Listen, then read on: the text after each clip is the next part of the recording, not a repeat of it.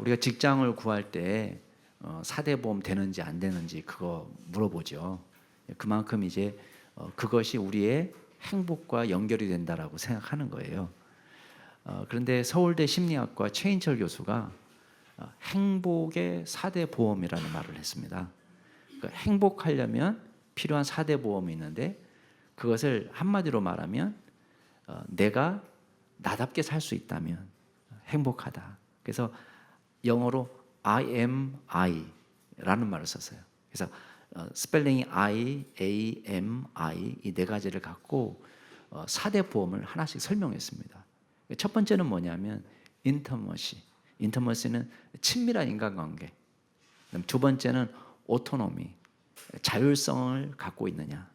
세 번째는 meaning and purpose, 의미 있는 삶, 목적에 맞는 삶을 살고 있느냐. 마지막으로 interesting job, 내가 하는 일을 즐겁게 생각하느냐.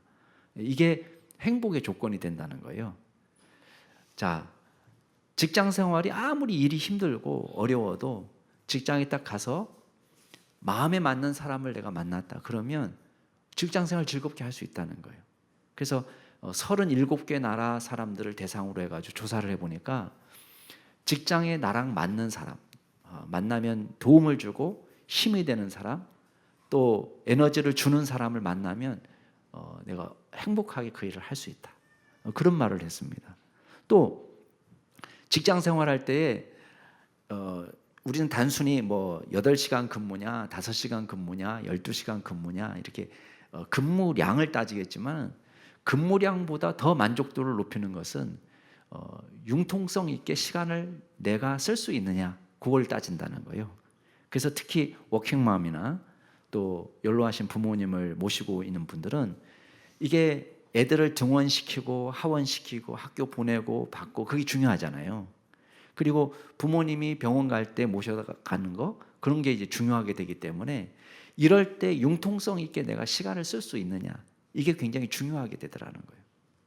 그 다음에 내가 하는 일에 의미를 느낀다면 내가 참 보람이 있다, 의미 있는 일이다 이렇게 하면 월급의 30%가 작아도 자기는 다 감당할 수 있다는 거예요. 돈 많고 적고는 중요하지 않다는 거예요. 그리고 내가 하고 있는 일에서 즐거움을 발견하고 내가 발전하고 있다 그런 느낌을 갖는다면은 그것이 행복의 비결이다. 이렇게 이야기를 했습니다. 근데 가만히 들어보니까요, 우리 크리스천들은 전부 다 이런 삶을 살 수 있겠더라고요. 우리가 신앙생활을 하면 예수님 안에서 의미를 발견해서 우리가 고난과 어려움을 만나도 이것이 의미가 있다면 기쁨으로 감당하게 됩니다. 그러니까 바울도 마찬가지죠. 우리 바울의 삶을 가만히 살펴보면은 이 사람이 가는 곳에 뭐가 있습니까? 항상 도와주는 형제 자매들이 있어요. 좋은 인간관계가 있죠. 그리고 누가 시켜서 하는 것이 아니라 은혜에 사로잡혀서 자기가 감당합니다. 자율적으로. 자발적인 헌신이죠. 누가 너 이렇게 살아라, 이거 해라, 선교해라, 전도해라, 기도해라 이렇게 해서 사는 것이 아니라 하나님의 은혜에 사로잡혀서 자발적인 헌신이 일어나는 삶을 사는 거예요. 그리고 어느 곳에 있든지 상관이 없어요. 이 사람 죄수가 됐든 감옥에 있든 밖에 있든 상관없이 예수님을 증거하는 증인의 삶을 사니까 자신의 삶을 의미 있는 인생으로 생각하는 거예요. 그리고 뿐만 아니라 어떤 고난 속에서도 뭘 경험합니까? 하나님의 인도하심을 경험하니까 그 일 속에서 즐거움과 기쁨을 발견하는 것입니다. 오늘 말씀도 마찬가지입니다. 이제 드디어 배가 난파돼 가지고 상륙해서 어느 섬에 들어가는데 멜리데에서 자 누가 볼 때는 이건 불행이죠. 배가 부서져 가지고 난파되어서 섬에 상륙했다. 이거는 정말 죽을 뻔한 일이고 부정적인 사건이고 일어나면 안 될 불행이라고 생각할 수 있지만 이 사건 속에서 바울은 변함없이 자기 일을 합니다. 오늘 말씀 속에서 우리가 몇 가지를 살펴볼 텐데 첫 번째는 우리가 하나님의 보호하심을 느낀다는 거예요. 하나님의 보호하심. 두 번째는 어디에 있든지 그리스도의 증인으로 살아갑니다. 세 번째는 어디에 있든지 기독교 공동체, 기독교 연대를 만날 수 있다는 거예요.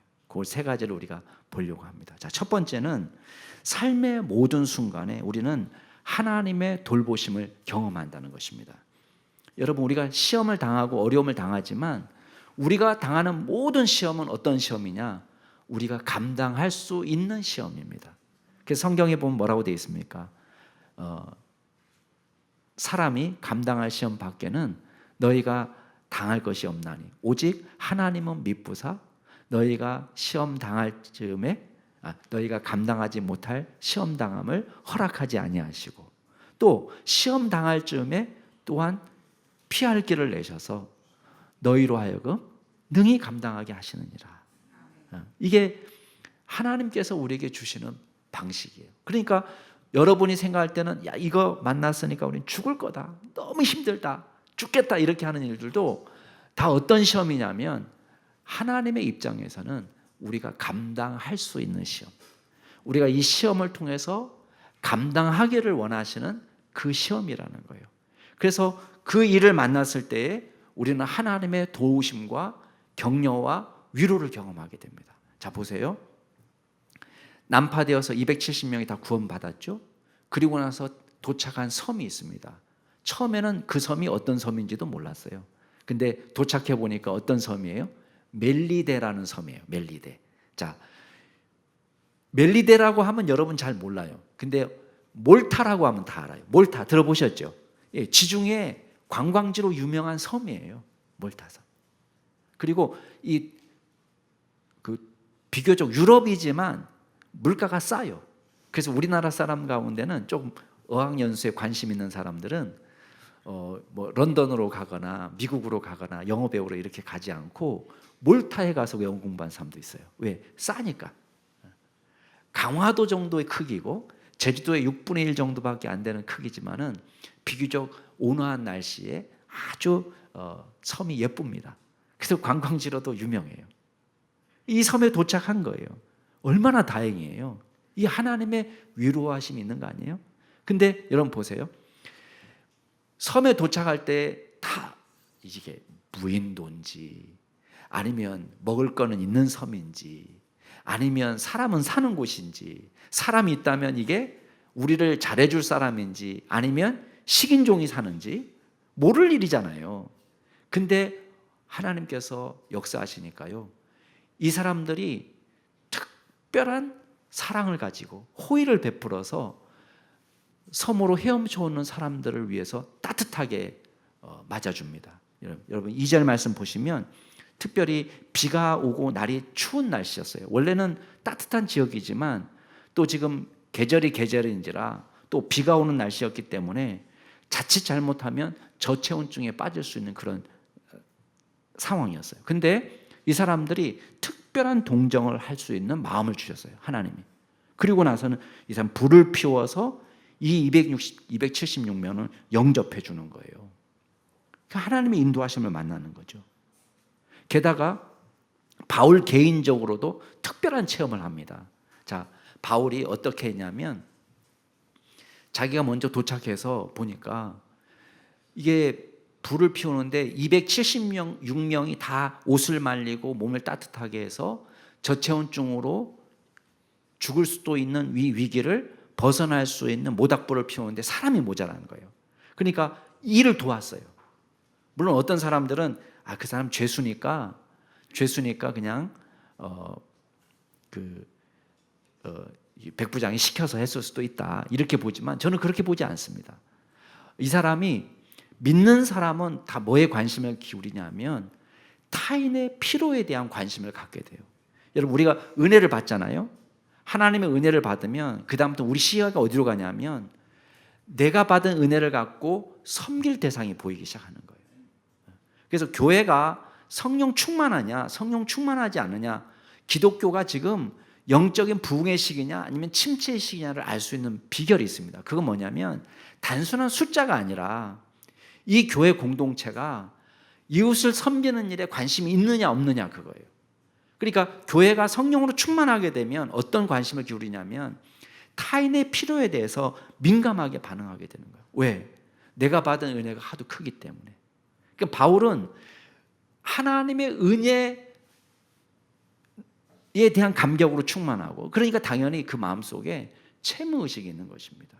그래서 뭐라고 고백합니까? 나의 다 된 것은, 나의 나 된 것은 하나님의 은혜라, 이렇게 고백합니다, 바울이. 그러면서 뭐라고 얘기합니까? 내가 모든 자보다 더 많이 수고했다. 이걸 자랑하기 위해서 얘기하는 게 아니에요. 내가 모든 사람보다 더 많이 수고했다고 다른 사람들이 혹시 평가한다면 이건 내가 한 것이 아니고 내 안에 계신, 나와 함께 하신 하나님의 은혜다, 이렇게 고백합니다. 여러분, 이 채무의식, 거룩한 채무의식이 저와 여러분에게 충만하게 나타나기를 주의 이름으로 축복합니다. 그러니까 열심히 일하는 거예요. 근데 여러분 보세요. 수고하고 노력하고 보상을 받을 것 같이 보이는데, 자, 추운 날씨에 장작을 하나를 모아가지고 그거 가지고 불가에 갔어요. 그리고는 모닥 불리는데 턱 내려놓는데 뜨거운 열기 때문에 그 장작 안에 숨어있던 독사가 팍 튀어오른 거예요. 그리고는 바울 손을 덥석 물었어요. 누가 놀랬겠어요? 바울이 놀란 것처럼 보이지만 바울은 놀라지 않고 옆에서 구경하던 사람이 놀랐어요. 아이고, 큰일 났다. 야, 저 사람 저거 용케 바다에서 살아남았는데 역시 정의의 여신이 승리한다. 저 사람 살인자에 분명하다. 살인자다, 살인자. 왜? 여기 성경에 보면 4절 말씀에 보면 바다에서는 구조를 받았으나 공의가 그를 살지 못하게 함이로다. 여기 공의라고 우리말로 번역했죠. 근데 사실은 이 공의라고 번역된 단어는 디케입니다. 디케. 혹시 디케라고 들어보셨어요? 그리스 여신의, 그리스 신화에 정의의 여신으로 나오는 사람이 디케예요. 우리나라 대법원에 가보면은 거기 안에 의자에 앉아있는 어떤 여자 상이 있는데 오른쪽 손에는 저울이 이렇게 들려있고 왼쪽 손에는 법전이 들려있는 정의의 여신이 디케예요. 제우스의 딸이죠. 테미스 사이에서 태어난 그런 정의의 여신 내지는 복수의 여신이에요. 원래 외국의 보통 정의의 여신 디케의 상을 보면은 눈은 가려 있어요. 내가 사람을 외모로 판단하지 않는다. 저울에 딱 달아보고 저울에서 죄가 있는지 없는지를 보고 그 다음에 왼손에는 칼을 잡고 있습니다. 칼로 정의의 심판을 한다. 그게 디케신이에요. 근데 지금 사람들이 웅성웅성하면서 야, 그 디케의 여신이 저 인간을 살지 못하게 하는구나, 그렇게 말을 하는 것입니다. 근데 여러분 보세요. 사람들이 이제 보는 거예요. 야, 언제 자빠질까? 왜냐하면 뱀은 이제 바울은 몰라요. 이 뱀이 어떤 뱀인지. 그러니까 물려 있는데 손에 매달려 있는 거예요. 바울은 그냥 무심하게 툭 털어가지고 다시 일을 하는데 사람들이 생각할 때 뭐예요? 저게 그냥 구렁이가 아니거든요. 그 원주민들은 다 알잖아요. 저 독사인데 저거는 한 번 물리면 직방인데 이제 쓰러질 때가 됐는데 아무리 기다려도 안 쓰러지는 거예요. 멀쩡하게 살아있는 거예요. 그러니까 그 다음에 어떻게 얘기하는 거예요? 사람들이 야, 신이다, 이렇게 말하기 시작하는 거예요. 여러분, 이게 우리는 그냥 우연한 해프닝이다 이렇게 볼 수 있지만, 재수가 좋았다, 운이 좋았다고 생각하지만 이거는 하나님께서, 예수님께서 사도들에게 약속하신 거예요. 여러분, 사도들한테 뭐라고 약속하냐면 믿는 사람들에게 이런 표적이 따르는데 그들이 내 이름으로 귀신을 내어 쫓고 뱀을 집어 올리고 무슨 독을 마실지라도 해를 입지 않고 병든 사람에게 손을 얹은즉 나으리라. 이 말은 하나님의 사역을 할 때에 믿음의 사람들을 보호해 주신다는 거예요. 어떤 사람들은 이 뱀을 집어 올리면 여기에 또 삘이 꽂혀가지고 미국, 우리나라에서는 뭐 그런 일이 있었는지 없었는지 모르겠지만 미국에서는 가끔 예배 시간에 뱀 갖고 장담하는 목사님들이 있습니다. 실제로. 그래서 1910년도에 그 조지 헨슬리라는 그런 목사님이 이 예배 시간에 이 말씀이 이루어지는 걸 보여주기 위해서 뱀 갖고 이렇게 막 장난한 거예요. 근데 이 목사님이 예배 때마다 이분의 특징은 그거예요. 예배 시간에 뱀 갖고 하는 거. 근데 안타깝게도 한 400번 물었는데요. 괜찮았어요. 근데 1955년도에 드디어 뱀에 물려서 돌아가셨습니다. 이런 일이 가끔 있어요. 1998년도에도 미국 어디 목사님이 그랬고 2006년도에도 그런 사건이 있고. 여러분 이 말씀을 오해하시면 안 돼요. 이 말씀은 믿는 사람에게는 이런 표적이 나타난다고 그랬으니까 독을 마셔도 해함이 없고 뱀을 집어 올리고 나도 한번 해봐야 되겠다. 그리고는 집에 잘 모셔놨던 살충제 드시고 뭐 이렇게 하면 안 된다는 거예요. 절대 그렇게 하면 안 되는 거예요. 근데 여기서 강조하는 건 뭐냐면 믿는 사람들이 복음을 위해서 살 때에 여러 가지 위험과 해를 만나게 된다는 거예요. 그때에 하나님께서 특별한 보호하심으로 돌봐주신다. 복음을 위해서 사는 사람 하나님께서 지켜주신다. 그 얘기를 하는 거예요. 그러니까 바울은 자기가 물려고 해서 물린 게 아니잖아요. 그런데 독사에 물렸는데 멀쩡하게 된 거예요. 이걸 통해서 하나님이 보여주시고 하시는 것이 있어요. 그건 뭐냐면 삶의 모든 순간에 하나님께서 함께 하신다. 하나님께서 도우신다는 걸 보여줬어요. 그리고 또 한 가지는 뭐냐면 이 일을 통해서 바울의 영적 권위를 높여주십니다. 우리도 마찬가지예요. 살면서 어려움을 만납니다. 우리가 계획한 대로 되지 않습니다. 우리가 예상한 대로 되지 않습니다. 계획과 예상을 빗나가는 수많은 일들을 만납니다. 예측할 수 없었기 때문에 아무 대책이 없을 때에 우리는 미처 준비하지 못했지만 하나님은 저와 여러분의 인생을 책임져 주시고 보호하신다는 것입니다. 그럴 때 우리가 뭘 경험합니까? 하나님께서 우리와 함께 하시는 위로와 격려와 힘과 용기를 경험하면서 재미있게 살아갈 수 있는 거예요. 영적 체험을 통해서 우리 영성이 깊어지는 것입니다. 우리 가운데 불행한 일을 만났을 때 이 불행이 불행으로 끝나는 것이 아니라 무엇을 경험하게 하는 거예요? 하나님의 동행을 경험하게 하고 하나님의 보호를 경험하게 하는 것입니다. 그래서 오히려 이 불행한 사건이 감사하는 계기, 찬양하는 계기, 기뻐하는 계기, 우리의 신앙이 더 깊어지는 계기로, 우리가 시험을 만났지만 그 시험이 우리를 꼬꾸라뜨리는 것이 아니라 저와 여러분이 더 그리스도 안에서 더 깊은 영성을 갖고 살아갈 수 있는 믿음의 계기가 되는 것입니다. 삶의 모든 순간에 함께 하시는 주님을 찬양하고 감사하는 믿음의 종이 될 수 있기를 주의 이름으로 축복합니다. 두 번째는 하나님은 삶의 모든 순간에 우리로 하여금 그리스도의 종으로, 그리스도의 증인으로 살게 하신다는 것입니다. 의미 있는 삶이 우리에게 시작이 되는 거예요. 그게 어디에 있든 상관이 없습니다. 여러분, 몰타 섬에, 멜리데 섬에 들어가서 전도 집회할 거라고 어떻게 상상이나 했겠습니까? 여러분, 이 멜리데 섬은 바울의 선교 계획에 없었던 장소예요.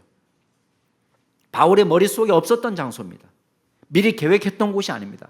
중보기도 했던 적도 없습니다. 그곳에 도착하게 해달라고 기도한 적도 없습니다. 그런데 난파되어서 상륙한 섬이 멜리데 섬입니다.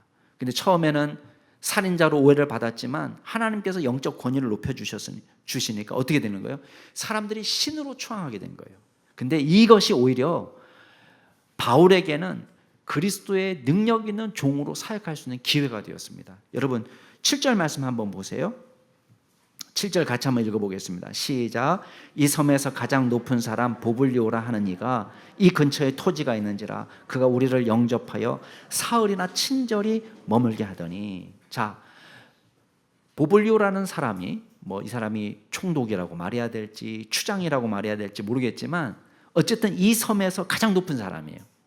이 섬에서 가장 높은 사람인데 이 사람이 사람들을 초대했어요.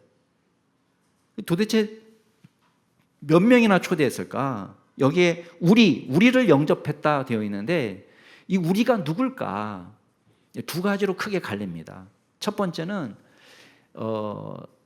배에서 조난당했던 276명 전체를 초대해서 식사 대접했다. 이렇게 보시는 분들도 있고 어떤 분들은 이 우리라는 것은 지금 사도행전을 기록하고 있는 누가를 포함해서 지금 바울의 일행 함께한 사람들이 있었잖아요, 그죠? 예. 함께한 바울의 일행 또 백부장이 허락해줘야 가능하기 때문에 백부장도 여기 포함됐겠죠. 그래서 바울 선교팀들이 여기에서 융숭한 대접을 받았다. 이렇게 보기도 합니다. 어떻게 해석해야 될지 청정 분명하게 얘기하지 않지만 적어도 우리가 한 가지 확신할 수 있는 건 뭐냐면 이 보불료의 관심에 보불료의 시야에 누가 제일 또렷하게 보이냐? 바울이라는 사람이 제일 또렷하게 보이는 거예요. 왜냐? 이 독사에 물렸다가 살아난 사람이다. 이 사람 정말 보통 사람이 아니다. 라는 정보가 이 보불료에게 전해진 거예요. 그러니까 276명이 다 대접을 받았다고 해도 지금 누구 때문에 대접받는 거예요? 예, 지금 바울 때문에 대접받는 거나 다름이 없어요. 근데 바울을 초청했는데 사흘 동안 융숭한 대접을 받는데 가만히 보니까 이 보불료한테 아픔이 있는 거예요. 그게 뭐냐? 아버지가 열병과 이질에 앓아서 누웠는데 오늘 내일 하시는 거예요. 이건 도저히 그 당시 의학으로는 치료받을 길이 없는 거예요. 그래서 바울이 밥만 먹기는 미안하고 그 아픔을 알게 되니까 그 아버지를 찾아가서 간절히 기도했습니다. 그때는 어떤 일이 벌어졌어요? 병이 나은 거예요. 여러분, 이게 일부러 바울이 아픈 사람을 만든 것도 아니고 자기가 가면서 나는 병자를 고치고야 말까 이렇게 생각한 것이 아닙니다. 그냥 믿는 사람은 가서 고통을 보면은 기도해주고 안타까운 마음이 있으니까 기도해주고 말씀 전하는 일을 하는 거예요. 그랬더니 기적이 일어난 것입니다. 자, 기적은 누가 일으키는 겁니까? 하나님이에요. 우리가 일으키는 게 아닙니다. 그러니까 우리는 항상 뭘 생각해야 되냐면 이걸 고칠 수 있을까 없을까를 생각하는 게 아니에요. 그건 우리 걱정이 아니에요. 우리가 할 일은 뭐예요? 그죠? 기도해 주는 것뿐이에요. 왜? 어차피 능력은 우리에게서 나가는 게 아니에요. 긍휼히 여기는 마음으로 기도를 간절히 했더니 이 사람 나아버린 거예요. 자, 그 다음에 어떤 일이 벌어졌어요? 이게 소문이 난 거예요. 그래서 9절 말씀에 보면 섬 가운데 병든 사람들이 전부 다 나와가지고 기도해달라, 기도해달라. 그래서 또 기도해주고 고침을 받는 일이 벌어진 것입니다. 이걸 얼마 동안 한 거예요? 석 달 동안 한 거예요. 왜? 아직 배가 뜰 수가 없어요. 갈 수가 없어요. 딱 갇혀 있어요. 그러니까 석 달 동안 일을 했는데 여러분 이게 단순한 치유 집회가 아니었습니다. 왜? 누구의 이름으로 병 고쳤어요? 예수의 이름으로 병을 고쳤어요. 그러니까 바울을 통해서 맨날 기도만 한 게 아니라 이 사람들에게 예수 그리스도께서 누구신지를 전하는 복음 전도의 역사가 나타난 거예요. 그러니까 멜리데 섬 전체가 어떤 일이 벌어진 거예요? 거기가 교회가 돼버린 거예요. 그러니까 바울이 죄수의 신분이냐 아니냐 별로 중요하지 않습니다. 바울이 가는 곳은 바울이 하나님의 사람이니 하나님 은혜 가운데 있으니까 바울을 통해서 어떤 일이 벌어지는 거예요? 그리스도가 증거되는 것은 자연스럽게 나타나는 거예요. 이게 부흥이에요. 찰스 핀이라는 사람이 있습니다. 미국 역사상 정말 놀라운 부흥운동가인데 이 사람이 원래 예수 믿었던 사람은 아닙니다. 그리고 이 사람이 살던 시대가 그렇게 영적인 시대도 아닙니다. 기독교가 미국 사회니까 기독교가 주류고 교회는 있고 목회자도 있지만 교회가 냉랭할 때예요. 이 사람도 교회는 다니는데 주님을 알지 못했습니다. 이 사람이 다니는 교회도 그렇게 뜨거운 교회가 아닙니다. 그런데 어느 날 이 사람이 하나님의 말씀을 읽고 너무 깊이 감동이 되어서 믿는 사람이 됐습니다. 그리고 자기의 죄를 깊이 깨닫게 되니까 숲속에 들어가서 늘 기도하고 하나님을 만나고 자기의 죄를 깨닫고 난 진짜 죽일 죄인이구나 라는 것을 깊이 깨닫게 됐습니다. 그리고 용서받은 은혜가 넘치니까 이 사람은 은혜를 몽땅 받았어요. 원래 변호사인데 이 사람이 하루는 자기 사무실에 앉아가지고 하나님의 은혜가 얼마나 감사한지 그냥 눈물이 펑펑 쏟아지는 거예요. 지나가던 그 같은 교회 성가대 집사님이 들렸어요. 그 집사님이 그렇게 신앙 좋은 사람이 아니에요. 근데 찰스 피니를 보고 아니 왜 우냐고 그랬더니 이 찰스 피니가 내가 받은 은혜가 너무 감사해서 눈물이 난다. 그러면서 신앙 간증을 한 거예요. 그랬더니요 이 사람이 너무 마음이 뜨거워져 가지고 자기만 은혜 받은 것이 아니라 자기 교회 장로님을 데리고 와서 같이 말씀을 들었어요. 그 장로님도 별로 신앙이 좋은 사람은 아니에요. 근데 그 간증을 듣고 은혜 받고 나서 이 사람도 거듭나고 이 장로님도 거듭나고 성령 충만한 사람이 된 거예요. 이 사람은 변호사로 이제 찰스 피니가 살다가 나 이제는 변호사 일을 그만둬야 되겠다. 내가 받은 은혜를 사람들에게 나눠야지. 복음의 증인이 돼야 되겠다. 이렇게 결심하고 이제부터는 내가 사건을 맡지 않겠다. 그리고 결심하고 사무실로 나왔어요. 그날 아침에 자기 의뢰인이 딱 오니까 미안하지만 내가 당신 사건을 맡을 수가 없다고. 왜 그러시냐고. 내 사건을 맡아줘야 될 거 아니냐고. 그때 내가 잘하는 사람 소개시켜 주겠다. 난 이제 안 한다. 왜 안 하십니까? 그러니까 이 사람이 또 자기가 은혜 받은 이야기를 하는 거예요. 그랬더니 이 사람이 또 그 말에 너무 감동이 돼가지고 밖에 나가서 자기하고 지금 소송 붙은 사람한테 가서 화해를 했어요. 그래서 서로 합의하고 소송 안 하기로 하고 끝내고 이 사람도 성령 충만하고 은혜로운 믿음의 사람이 된 거예요. 여러분 이게 뭘 의미합니까? 저와 여러분이 성령의 사람으로 준비되어 있으면 어떻게 된다? 우리를 통해서 삶의 모든 순간에 복음의 역사가 일어나는 거예요. 여러분 우리가 그냥 나는 구원받았냐 구원받지 않았느냐 그거에만 고민하면 안 돼요. 여러분 물론 구원받은 그리스도인이 되어서 천국 가야 돼요. 우린 교회 다니지만 천국 못 갈 사람들 많이 있습니다. 명목상의 신자들 많아요. 습관처럼 신앙생활 하는 경우가 많습니다. 그런 신앙 갖고는 구원받지 못해요. 그러나 겨우 구원받는 신앙에 만족해서도 안 돼요. 목사님 이거 하면 지옥 갑니까? 천국 갑니까? 그건 물어볼 때가 아니에요. 이 일이 내 영혼에 도움이 되는지 내가 성령 충만한 그리스도인으로 살아가는데 도움이 되는지 안 되는지를 살아야 돼요. 생각해야 돼요. 저와 여러분이 그냥 겨우 나 혼자 구원받고 천국 가는 사람으로 만족해서는 안 됩니다. 저와 여러분이 성령으로 충만케 되어서 어느 곳에 가든지 삶의 모든 순간이 하나님의 종으로 그리스도의 증인으로 우리를 통해서 우리를 만나는 사람들이 은혜 받고 우리를 만나는 사람이 성령 충만하게 되고 우리를 만나는 사람이 자기의 죄를 깨닫고 나 이렇게 살면 안 되겠다. 나 저분 만나봤더니 나도 저분처럼 은혜 받은 사람이 돼야 되겠다. 이런 긍정적인 믿음의 영향을 줄 수 있는 종으로 거듭나기를 주의 이름으로 축원합니다. 이를 위해서 기도하세요. 겨우 저를 구원해 주세요. 그런 것이 아니라 나를 통해서 구원받는 사람들이 늘어나고 내가 만나는 사람마다 하나님의 말씀을 깨닫고 내가 만나는 사람이 그리스도의 위로를 경험하고 내가 만나는 사람들이 바른 길을 걸어가고 내가 만나는 사람이 성령으로 충만케 되고 내가 만나는 곳마다 복음의 역사가 나타나고 우리가 이 세상을 방탕하게 살기에는 시간이 너무 짧습니다. 우리는 금방 하나님 나라에 서게 됩니다. 저와 여러분이 능력 있는 그리스도인으로 그리스도의 증인으로 삶의 모든 순간에 하나님께 영광 올려드리는 믿음의 종이 될 수 있기를 주의 이름으로 축복합니다. 마지막으로 우리는 삶의 모든 순간에 좋은 기독교 공동체를 만나게 된다는 거예요. 기독교 연대가 있어요. 기독교 연대. 하나님은 우리를 홀로 신앙생활하게 하지 않으셨습니다. 여러분 멜리세셈을 떠나는데요. 10절 말씀에 보면 후한 예로 우리를 대접했다고 되어 있습니다. 떠날 때에 우리 쓸 것을 배에 실어줬다. 여러분 이거는 단순한 구호물자가 아닙니다. 구제품이 아닙니다. 이제 뭐예요? 이제는 멜리세셈 전체가 복음으로 변화된 그리스도의 섬이 된 거예요. 그러니까 이 사람들은 지금 형제애를 가지고 바울을 섬기고 있는 거예요.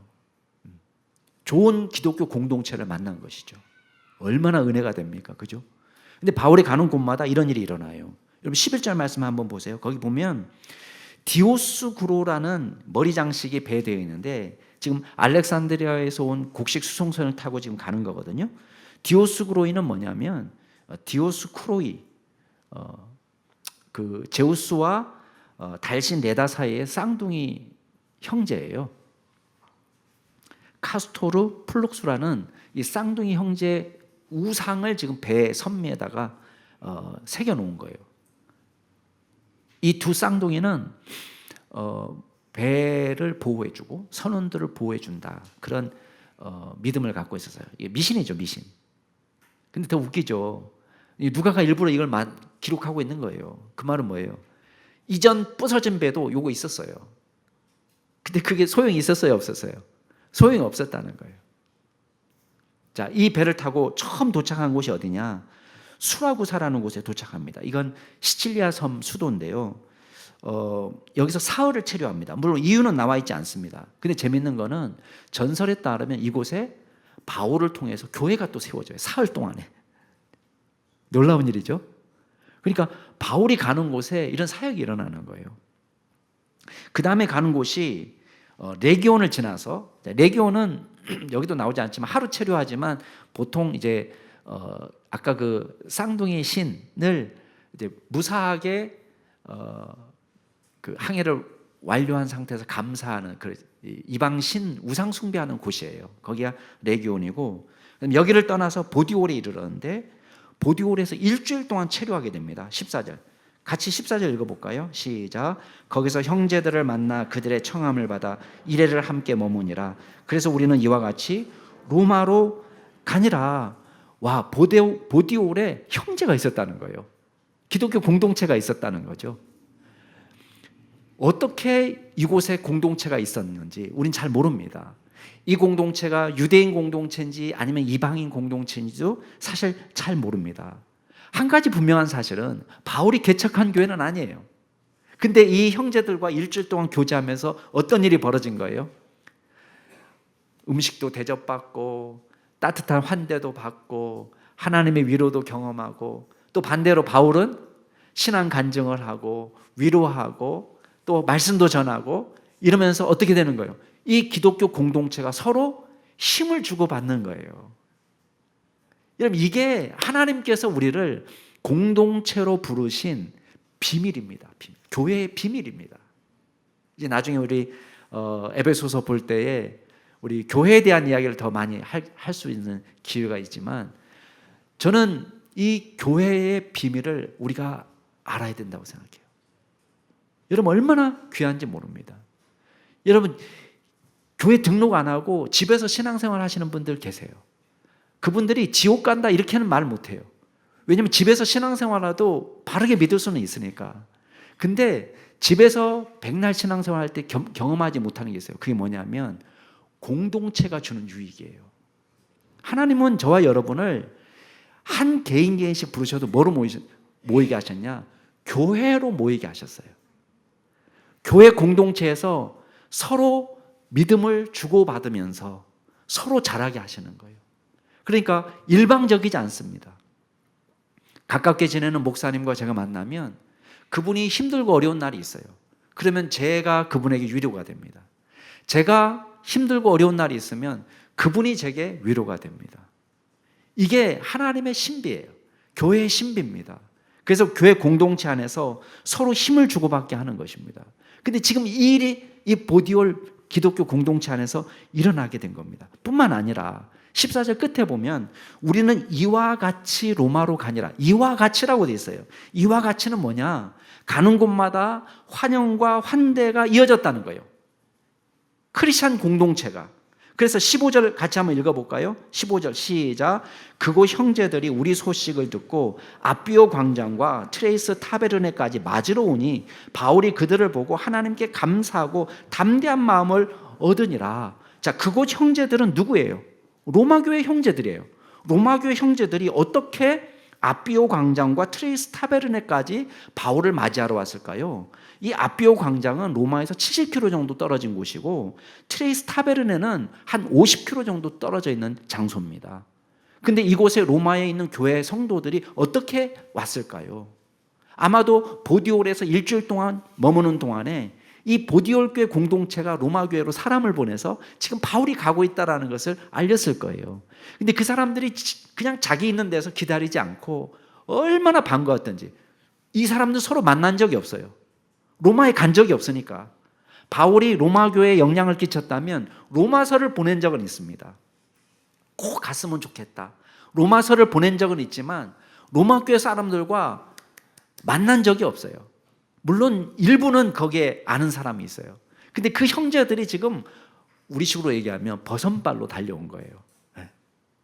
그리고 여기에 지금 맞으러 왔다, 이 단어는요, 누구에게 쓰는 단어냐? 왕이나 개선 장군을 환영할 때 쓰는 단어예요. 그러니까 지금 바울은 죄수의 몸으로 로마로 가고 있는데, 이 로마 교회 형제들이 맞이할 때는 꼭 누구처럼? 왕처럼, 개선 장군처럼, 승리의 사자처럼 지금 맞이하고 있는 거예요. 근데 바울이 이 사람들을 보면서 어떤 마음을 얻었습니까? 그냥 야 반갑다 악수하고 끝나는 것이 아니에요. 이것 때문에 하나님께 너무 감사하고 바울이 그 다음에 담대한 마음을 얻었다고 되어 있습니다. 그 말은 뭐예요? 바울이 일방적으로 이 사람들에게 말씀을 전해준 것이 아니라 이 사람들 때문에 어떤 힘을 얻은 거예요. 담력을 얻고. 이게 기독교 공동체의 비밀이 되는 것입니다. 그래서 우리가 삶의 모든 순간에 우리가 하나님의 사람이 되어 있으면 누군가에게 도움이 되고 또 누군가의 도움을 받을 수 있는 기독교 연대를 체험하게 되는 것입니다. 여러분이 부디 성령의 사람이 되어서 누군가에게 위로가 되고 격려가 되고 섬김을 줄 수 있는 성숙한 크리스찬이 될 수 있기를 주의 이름으로 축복합니다. 사랑하는 우리 남양주 중심교회 성도 여러분, 행복이냐 불행이냐라는 것은 저와 여러분이 처지와 형편에 달려있지 않습니다. 모든 것을 소유하고 모든 것을 누려도 주님의 품을 떠나 있으면 심판받을 죄인에 불과합니다. 우리에게는 지옥밖에 없습니다. 그러나 바울은 죄수여도 매여 있어도 주님과 함께 있으니 죄의 종이 아니고 저주받은 죄인이 아니라 자유인으로 그리스도의 종으로 살아가고 있는 것입니다. 삶의 모든 순간이 주님과 더불어서 사는 삶입니다. 그래서 모든 삶의 순간이 이 사람이 궁궐에 있든 초막에 있든 초가집에 살든 어디에 살든 간에 상관없이 그 어디나 하나님의 나라를 경험하는 거예요. 하나님의 축복을 경험하는 것입니다. 익사이팅한 인생을 사는 것이고 즐거운 인생을 경험하는 것입니다. 주님과 함께하는 성도는 모든 삶의 순간에 주님의 능력을 보여주고 주님의 영광을 나타내는 삶을 삽니다. 바울이 거쳐가는 곳마다 믿음의 사람이 생기고 치유와 회복이 일어나고 교회가 세워지는 역사가 나타나는 것입니다. 다른 사람들이 볼 때는 바울은 죄수에 불과합니다. 그러나 재판을 받기 위해서 로마로 향하는 죄수에 불과하지만 사도행전의 관심은 재판에 있지 않습니다. 그는 배에 있으나 멜리데 섬에 있으나 로마에 있으나 어느 곳에 있든지 그리스도의 종으로 복음의 증인으로 살아가는 것입니다. 삶의 모든 순간이 주님의 영광을 위해 영광을 드러내는 삶을 사는 것입니다. 저와 여러분이 어떤 인생이 되고 싶습니까? 하나님께서는 저와 여러분에게 무엇을 원하시겠습니까? 이 땅에서 유명한 사람으로, 셀럽으로, 인플루언서로, 이 땅에서 부자와 박사로, 명예로 우리가 살아가는 것이 아니라 하나님 나라의 영향력 있는, 하나님 나라에서 주목할 수 있는 믿음의 종으로 살 수 있기를 주의 이름으로 축원합니다. 그리하여 우리의 모든 삶의 순간에 하나님의 동행을 경험하고 그리스도의 영광을 드러내는 그리스도의 증인으로, 그리스도의 종으로 사는 믿음의 종이 될 수 있기를 주의 이름으로 축복합니다. 같이 한번 기도하겠습니다.